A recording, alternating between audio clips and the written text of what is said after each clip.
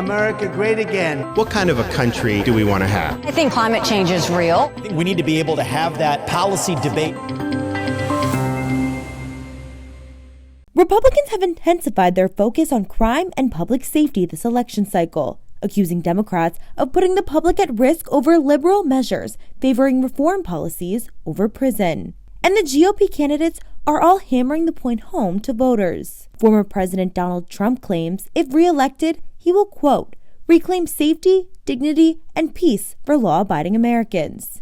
He said he would also increase protections for law enforcement, like strengthening qualified immunity, a doctrine that offers protections for officers from individual liability.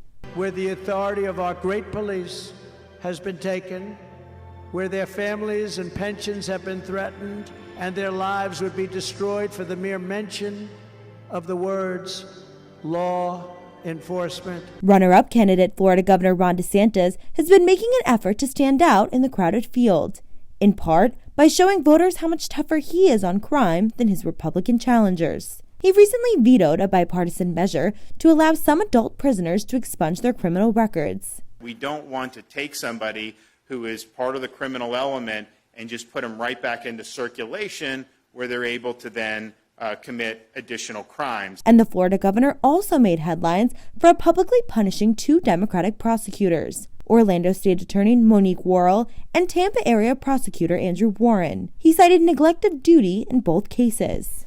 Prosecutors have a duty to faithfully enforce the law.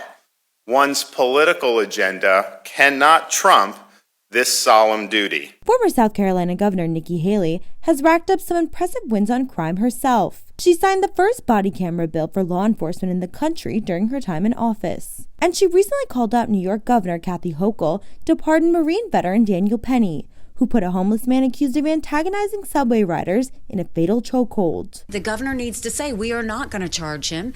I will pardon him if he's charged, because that's the right thing to do. If you stop doing that, you're letting the criminals run loose, and that might explain what New York wants to have happen anyway. Vivek Ramaswamy, like some of his fellow candidates, supports qualified immunity for police officers and mandatory minimum prison sentences for drug possession. And in the name of protecting black communities and the kinds of communities that were supposedly protected by depolicing, they've actually made the country less safe for everyone, including those black communities.